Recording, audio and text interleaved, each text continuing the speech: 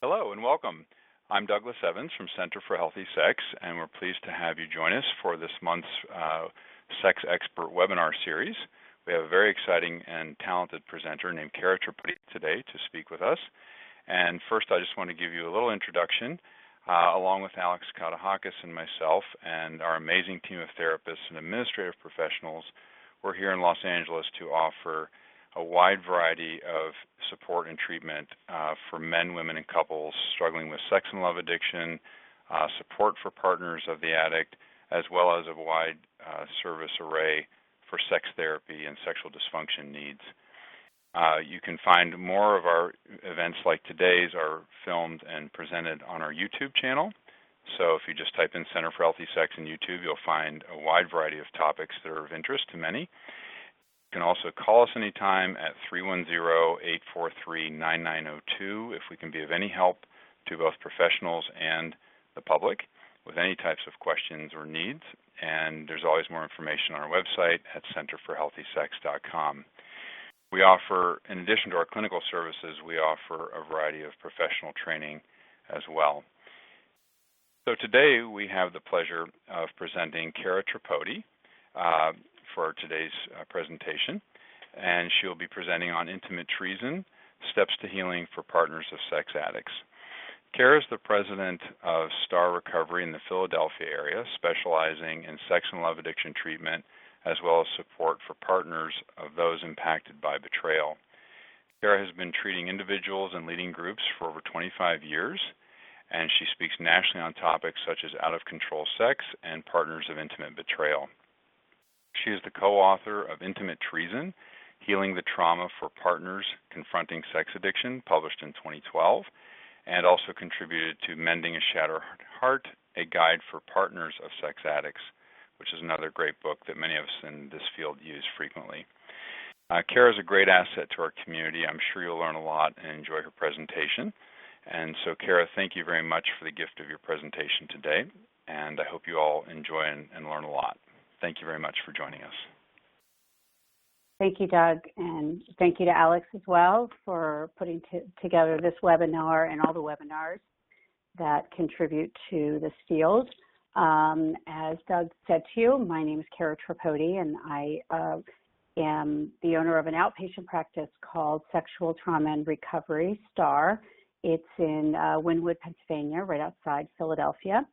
And it's a program that's been in operation since about the mid-90s, and from the beginning of since its inception, it's been treating those struggling with sex addiction, problematic sexual behavior, and partners as well. I am here today to talk to you on the topic pertaining to how partners are impacted and steps to healing for partners of sex addicts. And today the focus, what I'd like to talk about is kind of some of my goals today. I don't know in our time whether I'll be able to get to all of them, but certainly to touch upon some of these, and that is to assess for what the needs are for partners, looking at it through a trauma and crisis-informed lens, especially in the beginning, to help with client stabilization. And secondly, I want to also help in training therapists a bit in how their use of self is, how to use their use of self in working with partners facing this problem, and then also to talk about key interventions that help and hurt in the treatment of the partner of a sex addict.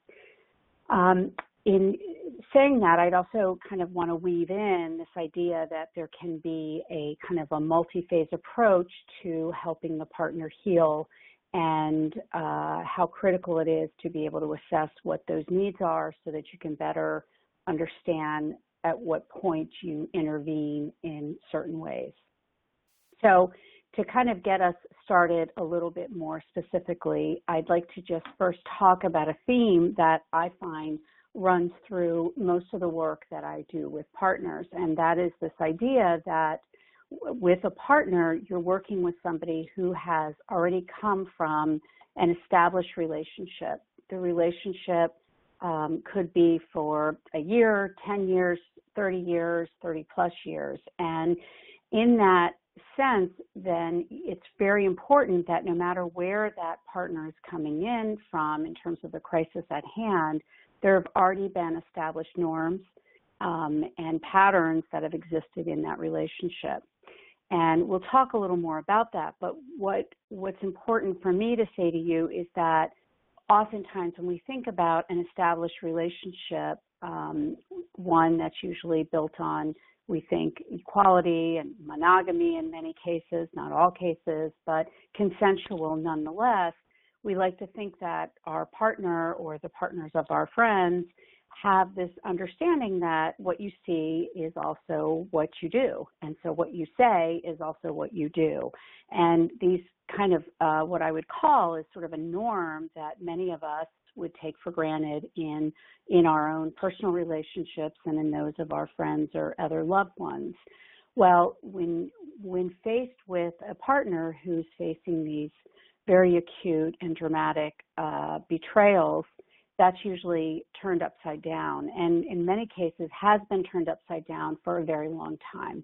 And what I mean by that is that often when you first start to work with partners, or as partners begin to heal, they start to recognize that they often trusted the words over the actions of their addict spouse or the person that's betrayed them.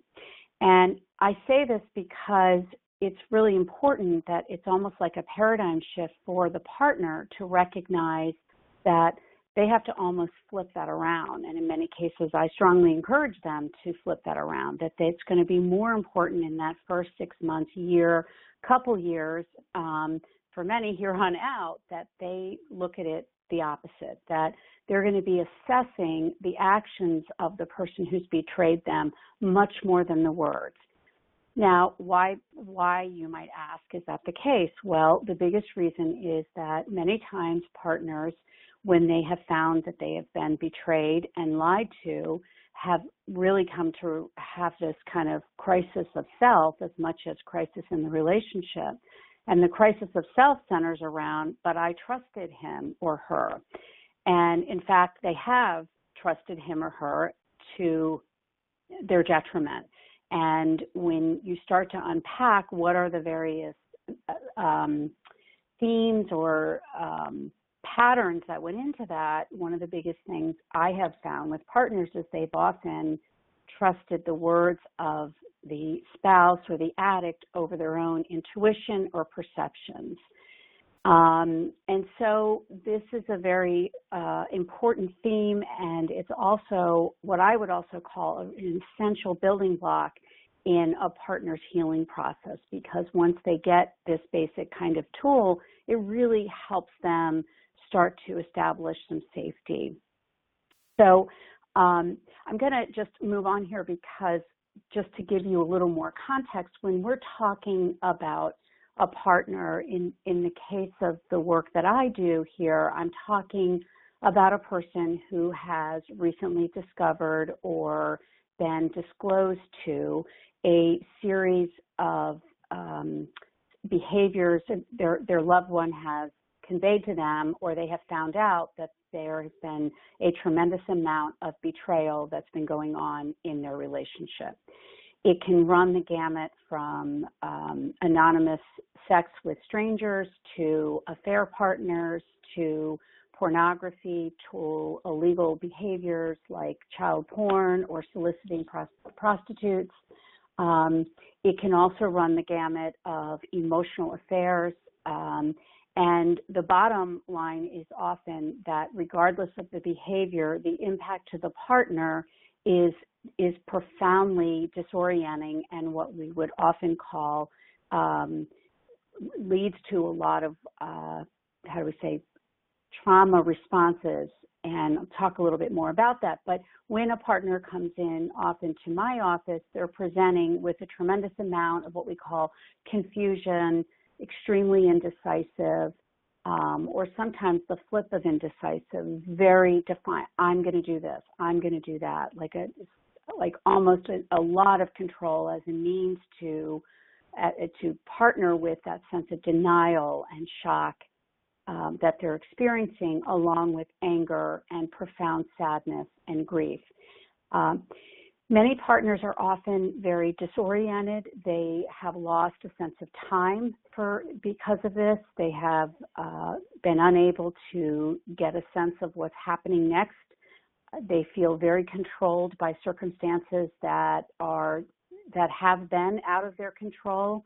And in many cases, and one piece that I find is very unique to this problem is this behavior is often primarily happening outside of view of the partner. So unlike when you're married to somebody or you're partnered with somebody who might have a drug and alcohol problem, you might witness the ingesting of those substances. Many times for a partner who finds they've been with somebody who's been cheating on them or has been engaging in compulsive behaviors for long periods of time, the behavior has been done outside the home or in privacy where nobody else is around. So often for a partner who's with somebody who's struggling with a loved one, they might say to you, well, we never went to bed at the same time. And that lack of that difference in the time when they were together is when they learned that was the time their spouse was acting out, often in the basement or in another room or in their office. So the behavior is not done in the presence of the partner. And this is a critical piece because from what I have experienced in my work, it plays a huge role in the level of preoccupation that can take over for some partners, for many, for a long period of time around wanting to get at what happened, how long has this been going on, what did I not know, what are all the things that I still have yet to know. And I always like to think of it as they're trying to make up for a timeline that they will never be able to make up because they weren't there. So I want to highlight this because it plays a big role in what makes this so different from the get-go, that their ability to get their arms around this is far more impacted by these variables. So in that way, what's important is that when a partner comes in to your office or you encounter somebody who has this crisis in their life, what's so important is what I've seen is so essential in the beginning is this need for very, very concrete steps to help them. And some of those things are they need a lot of information. They need to know things that have to do with this kind of problem. If it's an addiction, if it's something else as well as an addiction, they need to have that information because it helps them put sense or put some parameters around that which they didn't know and will never be able to fully know, but it helps them make sense going forward. They also need a lot of validation, a lot of, normalizing of that distress that they're in, combined with the reassurance, the sense that it's, that there are steps that will help you move through this, and in this way, you will get through this.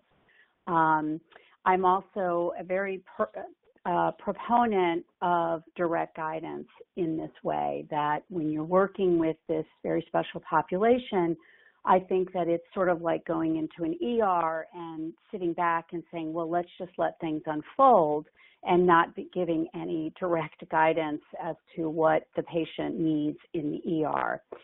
I say this, because personally, my own orientation in the beginning, I didn't think that was going to be the case. In my training as a professional licensed clinical social worker, I really thought that the idea of therapy was kind of this unfolding and that more would be revealed in the therapy, and it has so much to do with the relationship in the room. And although I am completely a proponent of that, this type of work really rocked my understanding of psychotherapy, because if I were to have just sat back, first of all, I don't think that I would have had a very large population to work with, but personally, I would not have felt that I was helping. And what I mean by that is so much of what a partner is confronting is this idea that they have been lied to and betrayed, and so their sense of order has turned upside down. And so we're coming to a professional that has an idea of some trajectories. What are some norms that happen when you work with this population? And what are some things that can be expected? Not just in terms of what happens to somebody with the problem that comes in for help, but also for a partner. What, is this normal that I feel this bad? Is this normal that I, can't stop searching for information? Is this normal that I'm not sleeping? This idea that giving them the guidance and being very direct, especially around these, helping them understand what they have a right to ask for and what they have a right to expect of their partner if the relationship is in this sort of holding pattern of we're staying together and this is unraveling and we're still together. I think partners very much need our guidance around next steps for them and helping them navigate the direction in the beginning.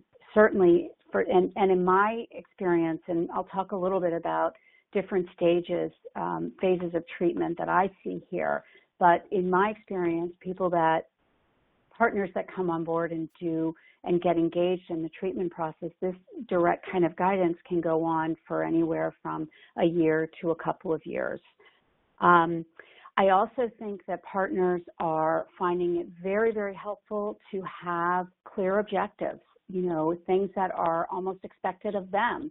And what I mean by that is saying, look, you may find going to this kind of intensive will really be helpful to you. Coming into a psychoeducational group is really going to help you in this phase of your healing. Reaching out to another partner, attending a 12-step meeting, things of this nature really give them a sense of purpose and some sense of control over so much that feels out of their control. So in this way, I think that it's a, these are things that I have learned in my time, like what partners find is useful and what I see helps them. And so it's not just sort of what they need, but what I also see helps reduce some of the distress that they're in.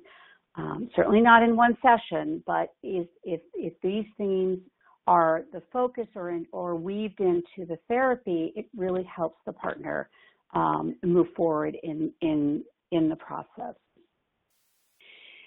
The other piece is, some things that I have learned about partners is that they present and they are very much focused on the crisis at hand. Personally, I don't know how they couldn't be.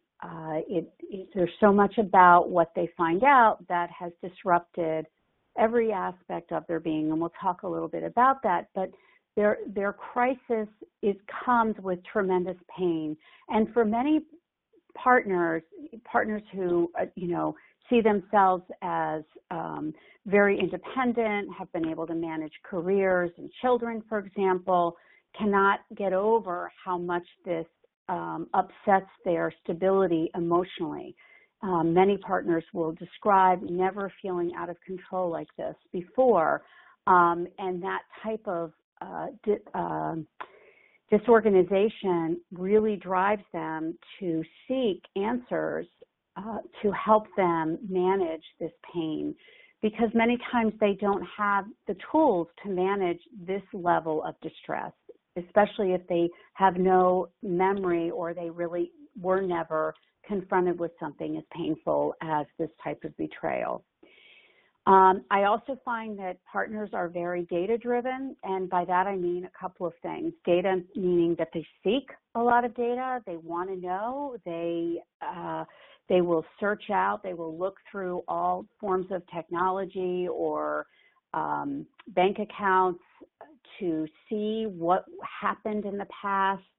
I worked with a woman, I've worked with a couple, but one in particular comes to mind where her orientation, her professional orientation was finance, and she was a financial advisor, and that had been her life's work. And when this happened, for her, the way to make sense of it, and her husband was agreeable to do this at the time, was to create a spreadsheet of everything he had done. Another client not only created a spreadsheet of everything he had done, but also created then a financial spreadsheet, because she wanted to then track, travel arrangements and the costs related to the travel and time away from the home, and intersecting those two helped her recognize, oh, well, when our family was on vacation, visiting his family in the Midwest, he was off hiring escorts to, at a hotel in their town. So they have a need for this data. And again, I'm not talking about all partners, and I hope that people that are listening to this can appreciate that nobody comes in one shape or size.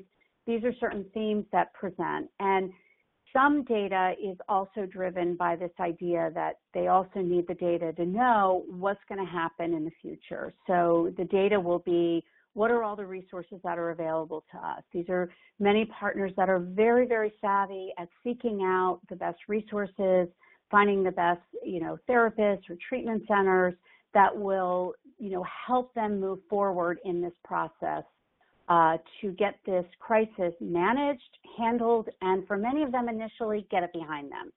And often they're in partnerships where the addict or the person who's done this behavior has really recognized that, or many times they get the face value of what they've done, and they too want to move beyond this. But in my world, if only it were that simple. So this leads me to why I find in the work that I do, and again, the work that I do, I'll spell out a little bit more, but they benefit a lot, partners, from kind of a step-by-step program to help them kind of initially manage that crisis, really put some parameters and boundaries around that for themselves, and that structure helps them kind of get safe enough, again, to kind of go to those next steps that they need to do.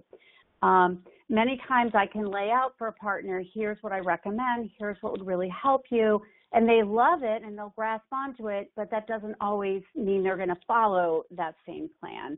And that, that I think has a number of kind of different branches to it as to why that is the case, but suffice it to say, they often, my experience is, especially when it's coming to like a program like ours where a partner is included early on, they will feel very reassured knowing that here's what we do, here's the structure of what we offer, and it really helps people feel like they have kind of at least a roadmap of where to go. So that leads me to what I've learned in this work is why I feel partners need their own specific treatment, and often it's their own model of treatment. I think they come with a very unique set of issues that is very focused on trauma and betrayal in the beginning. And for somebody that's presenting with an addiction or other problematic behavior, they're coming to ameliorate or arrest problematic behaviors. They're not necessarily ready and or available to do some of that other work related to trauma and their own betrayal that they might have. And so often in the beginning, we have two people that are fundamentally, in, as I like to say, in very, very different places. And yet, as I like to say, how can we sort of hold them together at the same time while respecting kind of their own unique needs? And so today I'm more focused, obviously, on what that model would look like for a partner. Because partners are often so unknowingly and unwittingly caught in the deception of the addict, their sense of shock from the discovery and disclosure makes them much more susceptible to, things that would feel unsafe or target them in some way as the cause or the reason for these behaviors. So, you know, with that, right here. With that, when I co-authored this book, by the way, as Douglas mentioned, in 2012, Claudia Black and myself wrote a book together titled Intimate Treason. And when we wrote this book, both of us, and me specifically, and the work that I do here at STAR, are very much informed by both the addiction codependency model and the trauma model. And as I like to say to people, it's a both and perspective. Both of those perspectives inform our work, but what's far more important is kind of the timing of those interventions and how you titrate certain ways of intervening on themes that partners present. And, you know, and again, in my opinion, far more important is the therapist's use of self in that, because I feel there is a place for both of these perspectives. You know, I often joke because for many years I don't really think I use the word. It's just not part of my nomenclature necessarily to use the word codependence or codependency, even though I think so much of what that word and that nomenclature offers us. The far more interesting piece for me in my work is how you help partners move along in this process. That's a word that resonates for them. What I find is more useful as a clinician is breaking down what that means to them and how it means to them. So rather than it being some sort of blanket statement as like I am a codependent, it's far more important to say, well, perhaps in that area of the relationship, you displayed more dependent patterns where you put your partner's needs, you know, consistently, in many cases maybe chronically, ahead of your own. And in that area, there was a far more codependent pattern there. All that to say that this kind of work really has really challenged me to think. You have to think more globally and more holistically in how you treat partners. But certainly in the beginning, to me, it's very clear that if you miss the trauma, you miss being able to help move partners through this. So I'm going to show you a slide that I have used for many years that I originally, it's copyrighted from Janina Fisher's work. What I like about this slide is this idea that in the trauma world, they often don't, they'll talk about trauma survivors having symptoms instead of memories. And so when a partner comes into you, they don't have memories of what their loved one has done. They just have data of what that person's done. But what they present with is a tremendous amount of trauma response. So this loss of sense of the future, hopelessness, emotional overwhelm, insomnia, decreased concentration, numbing, a sense of irritability, depression, hypervigilance, nightmares, flashbacks. Many people have generalized anxiety. They'll have panic attacks, substance abuse. They'll find their drinking's increasing. Now, when this was originally developed, it was with the idea of trauma survivors in mind. But what I think is important is, however we call trauma, what we can't deny are the symptoms. And so how you as a clinician or you as the person suffering with this, how is it that you're going to treat these symptoms?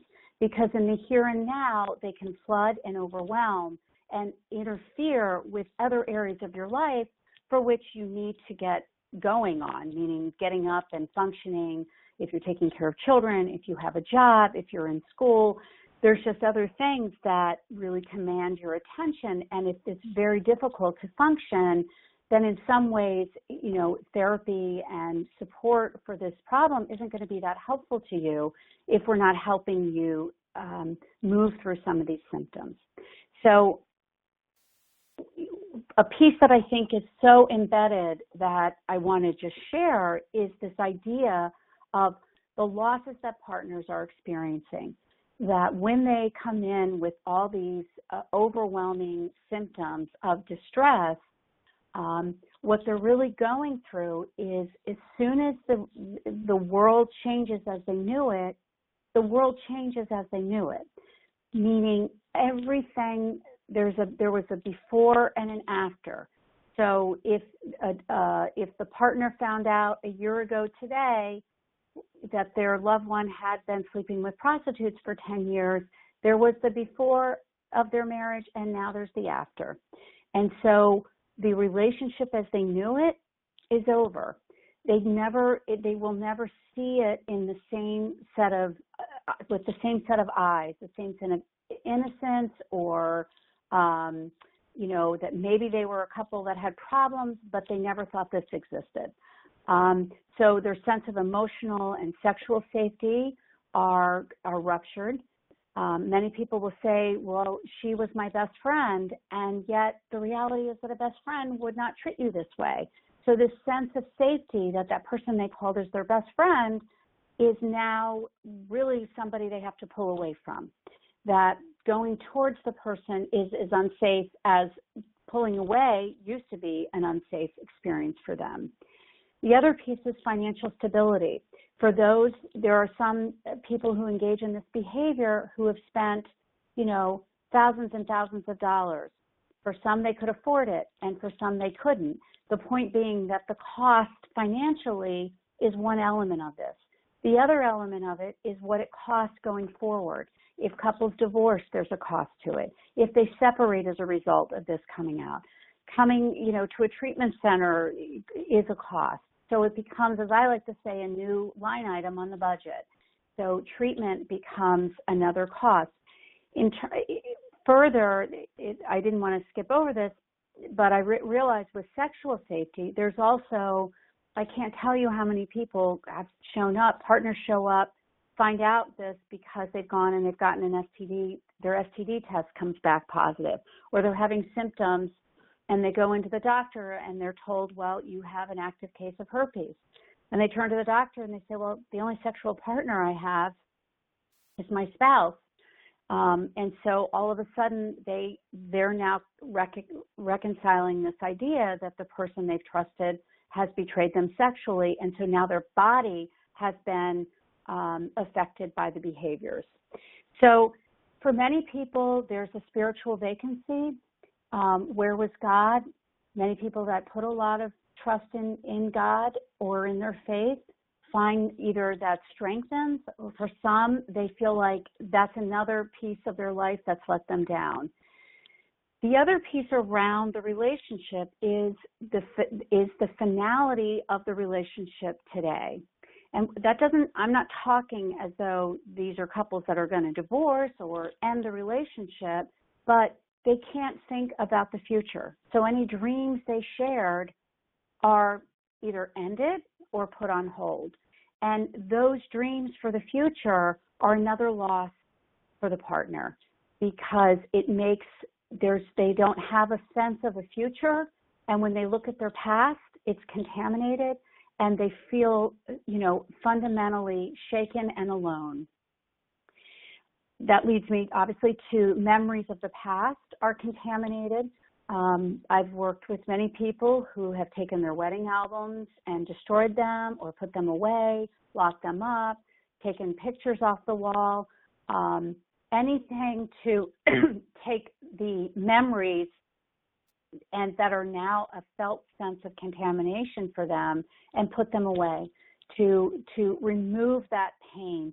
And for some, it's an expression of their outrage. How dare you do this to me? So they will take those items that are attached to memories of the past, and they will either discard them or put them away. But more importantly, the memories around all this live on in their mind, and everything now is suspect for them. Many will go through the courtship, review everything from why he lost jobs so many times. Maybe it's because he was, cheating and got found out at work or was crossing boundaries in the workplace. Everything is suspect. So that sense of confidence, and I like to call it kind of this general self-assuredness that, if you didn't know and you were involved with somebody that cheated on you, that kind of naivete or innocence you were walking around with is kind of, a basic confidence. Like, you knew you were going to get up, you knew you were going to go to your job, or you knew you were going to take care of your kids, or you knew you were, maybe you even knew you were unhappy in your relationship, but you kind of knew you were unhappy and you knew something wasn't right, but you kind of found your way through it. Well, that kind of basic, confidence is replaced with a fundamental self-doubt that, in my opinion, really permeates for these partners for a long time. I don't think I need to say much, but obviously trust is another loss. This idea that they can't trust the person who they're supposed to trust the most, and fundamentally their sense of self is a big loss. They doubt themselves. How could I have been so stupid? What is wrong that I missed this? So all of these losses aren't just about what their spouse or their loved one did to them. It's also now, how could I have been so duped? How did I miss this? So there's this kind of responsibility they feel that, we can say is somewhat misguided, but it's completely appropriate when your world is shattered like this. And so in my belief is as a clinician, and for other clinicians or helping professionals that are working with this population, it's really important that we validate that we just help and sort of almost hold them in this loss, because it's so profound, it's so pervasive, and they're often still living with this person who's done this, or they're still in contact with this person, and that person doesn't get it. So, because they can't in the beginning. Many people who've done these behaviors can't get their arms around how they've betrayed somebody. They can get it theoretically, but emotionally there's a big dissonance there for them. So, further, just to underscore that there's, for many partners, you will see a lot of symptoms that are similar to post-traumatic stress disorder. Now, again, it could be a short-lived phenomena, a short-term kind of phenomena, but for many, this can activate, an old pattern or an old activation system in the brain or in their history, and so for which these symptoms will be much more magnified. A piece that I've always been curious about in my work is, why are there some partners that have gone through horrendous circumstances, that why some of those partners never need medication, and then there are so many that do? And I think that there's an interesting study out there regarding that at some point, but what I find is that we have to really respect that each person is unique, and yet there are themes that we can see, and to me it's our job as professionals and others that are helping people with this problem to really help steer them, if these symptoms are so pronounced, to getting additional help, and sometimes in the form of medication or other resources that would help intervene upon some of these distress symptoms. So,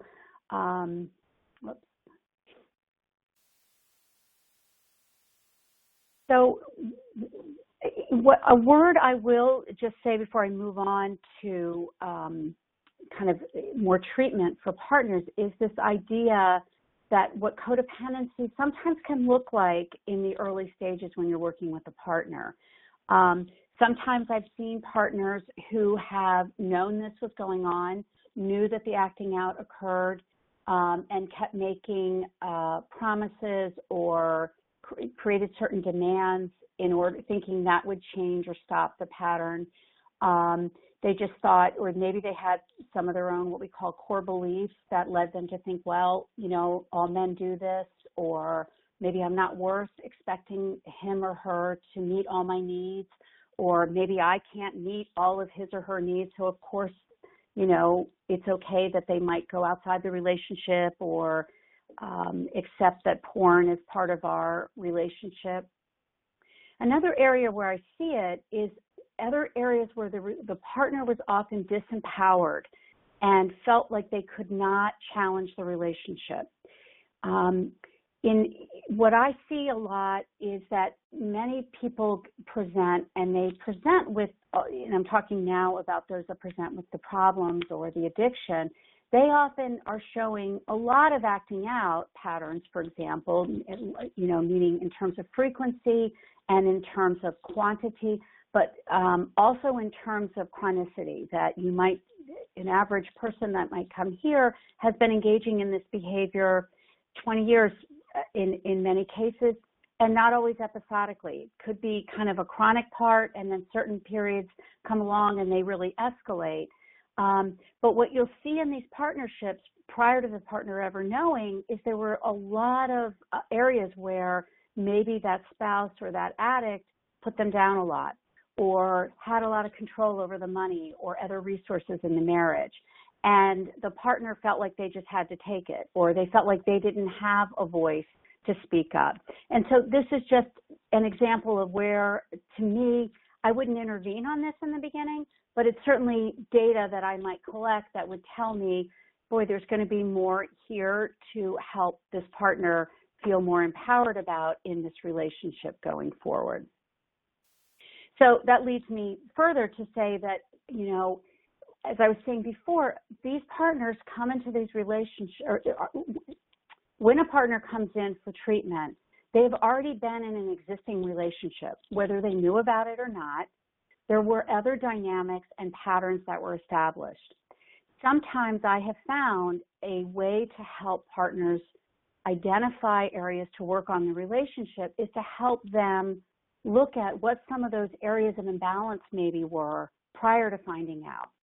Because I like to always say to them, look, this was a big secret. You're never going to wake up now and say, oh, now I get the secret. You're going to get that there was a secret kept from you, but you're never going to be able to know all of what that person was doing. You'll have an idea and you'll have a basic timeline at some point, but you really won't have all of the information because you weren't there. But what we will be able to help them say is, where were the other areas where there was imbalance going on? So things like finances. A big area I see is time away, that a partner will often have made it okay that their spouse or loved one didn't spend a lot of time at home, didn't spend a lot of time maybe with them, went to bed at different times, hung out still with friends from college or high school, didn't want to help out a lot with childcare, didn't want to go to do family things together very much. Many partners will say, well, gosh, I always knew that he or she was unavailable emotionally. And I'll say, well, how do you mean? Well, I stopped going to her years ago with my problems because she would always just say, well, hers are worse. Or mutuality around childcare or parenting issues. Sexual imbalance, for example. Imbalance might be not quite the right word, but a sexual incongruity in the relationship where one person wanted more sex than the other. And then in some cases, relationships were formed around prior family, the family still being very involved. So, the wife turned more to her, mother rather than her spouse for support. So these are areas sometimes where you can help them start to recognize where there have been problems. But I'm only highlighting this so you can understand that these are not relationships that are just hit and are struggling with betrayal. They are these, coexisting couples that has its own living, breathing patterns to it, and to recognize that even though the big issue at hand will be treating this problem. So let me come back to this. So So I'm going to jump in here to this idea of STARS, the kind of how we do treatment, because it's going to help me dive a little bit into kind of the phases of treatment for partners. So when people come to STAR, one of the things that I think, well, let me back up. What we do at STAR is what I call a very comprehensive outpatient treatment model. We offer evaluation, we offer individual psychotherapy, and then we offer conjoint sessions, and then we offer group psychotherapy. All of that, especially on the front end, the evaluation and our initial groups include the partner. And I say that because including the partner early on, I think, has been critical to how partners feel a part of the solution and also feel part of that there's a place for them. So we bring them in early on in the evaluation process. Their story, what they know, is valuable to us. One, they're what we call collateral data. They often know more than, and I'm not just talking about the ways in which the person was acting out, but they'll know things related to how this person has been as a person in the family. But when partners come here, they also recognize that they're in treatment here and they feel included in what's going on. Now, again, if you can think about that a partner has felt completely blindsided by the things they didn't know, what happens for them when they come into a program like ours is they feel that they're not going to be blindsided again, that we're not going to collude in keeping secrets, for example, because the treatment is about transparency. And so even though we don't, in our work here, we don't often encourage couples work in the beginning, we do often encourage things that are called conjoint strategic sessions. And what that means is it's usually both therapists and both clients come in where there's a targeted issue to be addressed. So issues around communication, maybe couples need to separate, things around what we call disclosure, and a very integral part of what we do here is polygraph. Fortunately, I'm not going to be able to get into that today, but it's an integrated part of the treatment that usually comes in the first 6 months to a year of the treatment process. And so in those cases, the conjoint work, the partner feels very supported because they often are afraid they're going to be lied to again. They're afraid they're not going to be able to say what they need to say. And in some cases, it's good for the therapist to be there because some partners will get very out of control with their emotions, and it will defeat the purpose of why we're trying to meet. So having us all there together, the partner feels, that I or my colleague, has their back on this, and we're going to be there to kind of target certain issues that are going to help move this couple along, whatever that is, even if it means separation. So I'm going to talk about the kind of treatment that we do here at STAR. I wrote an article back in 2006 that talked about multi-phase of treatment for partners. And what I see in the treatment with partners is that you have basically 3 phases. They're not sort of, exclusive. They're, people move in and out of them at different stages. But what I do find is there are some common themes that are notable in each of the 3 phases. One is that initial shock, crisis, and information gathering.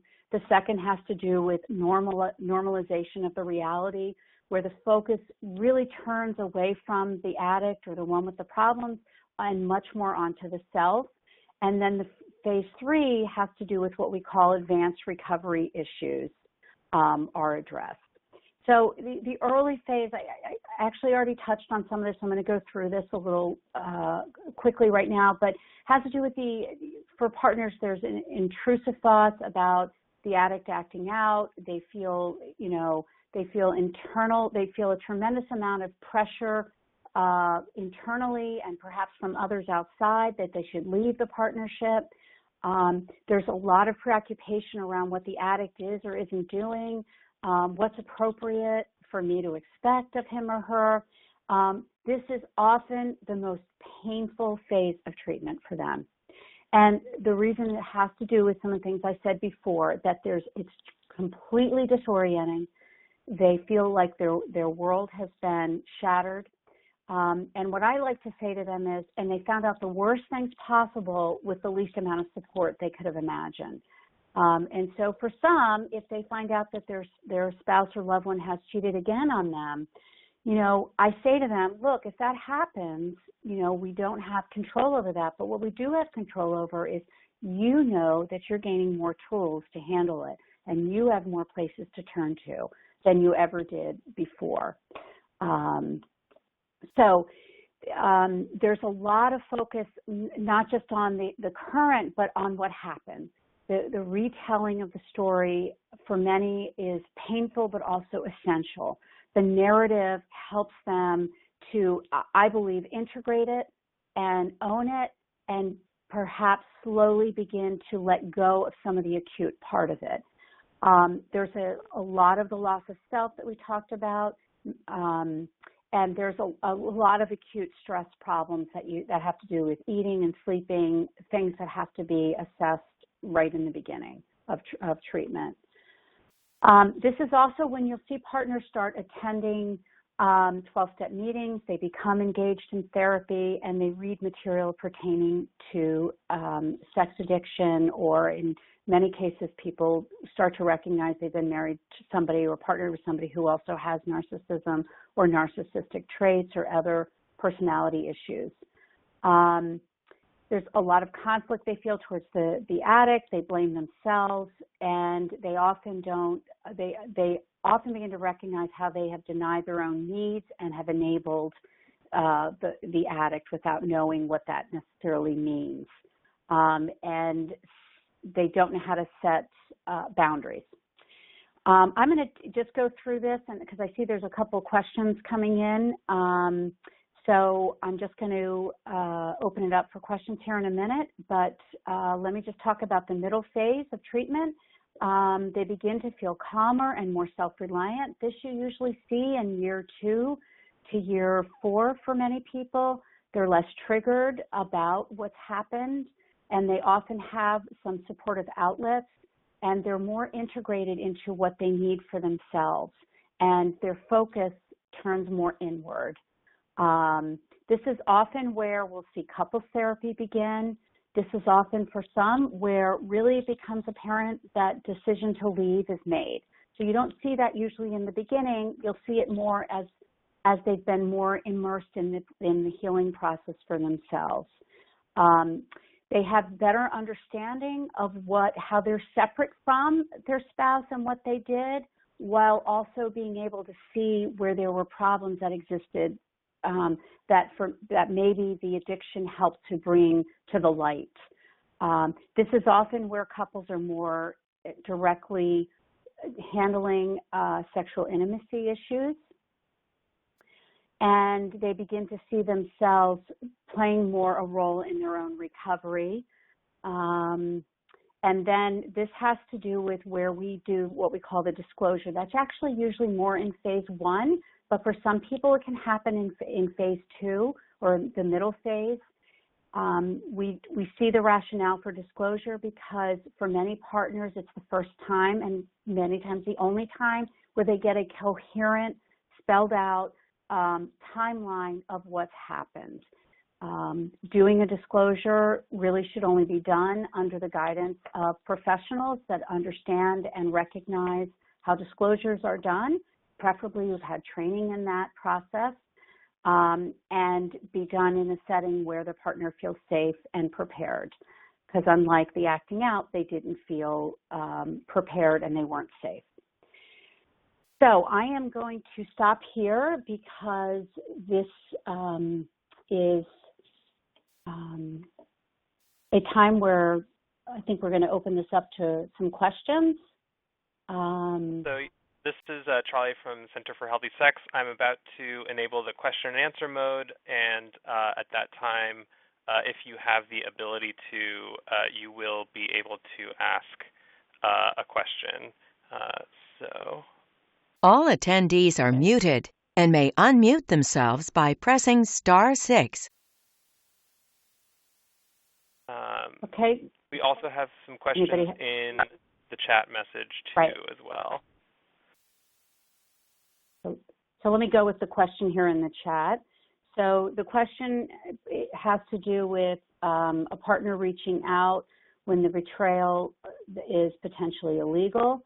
There is a huge pickle and maybe not a very well addressed topic. I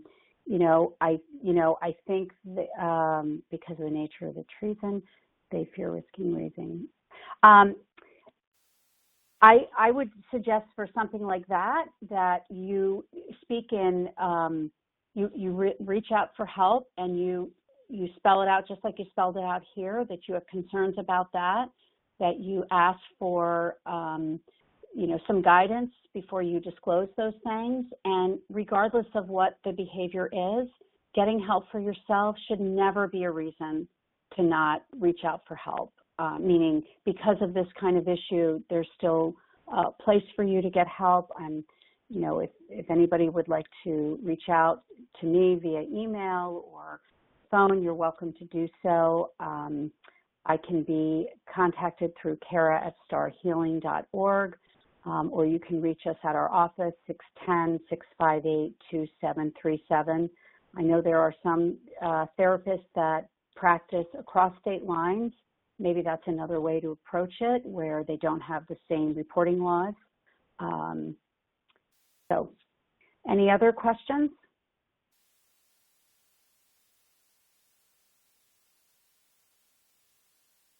Research with you.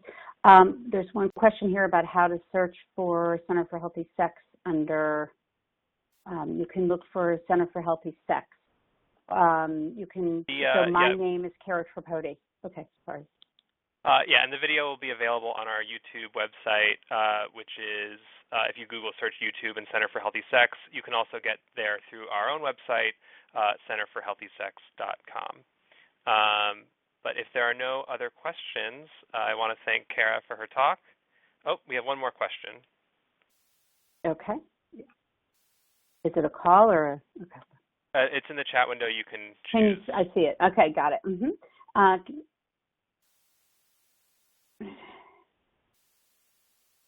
So I'm going to take the first question first about so there's a question here about an open marriage. Again, one of the things that I think is important is that consent is often what's denied partners, but when there's consent, sometimes when the consent starts to not feel good to one partner, then that's, to me, is an issue of what I would call a red flag, and where one person's needs are changing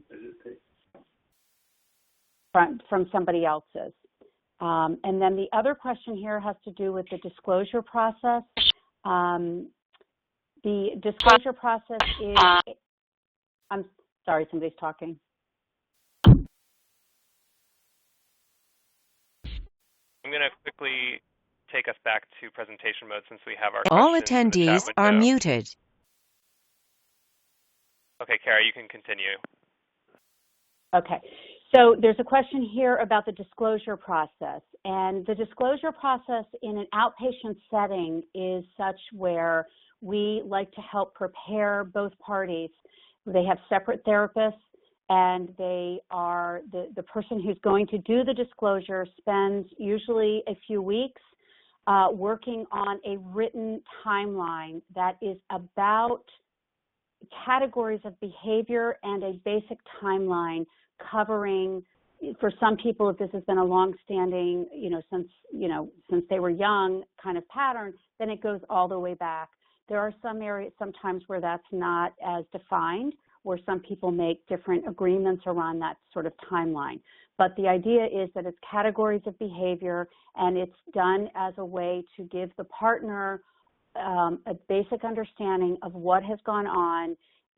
And when there are people that are known to the partner, that is also something that is handled delicately, but in our work is something that we encourage there be transparency around.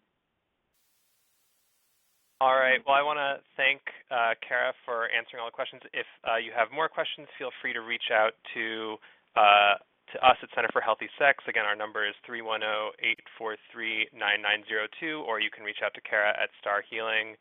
And yes, thanks so much to everyone for attending. All right. Yeah. Thank you, Cara. Thank you.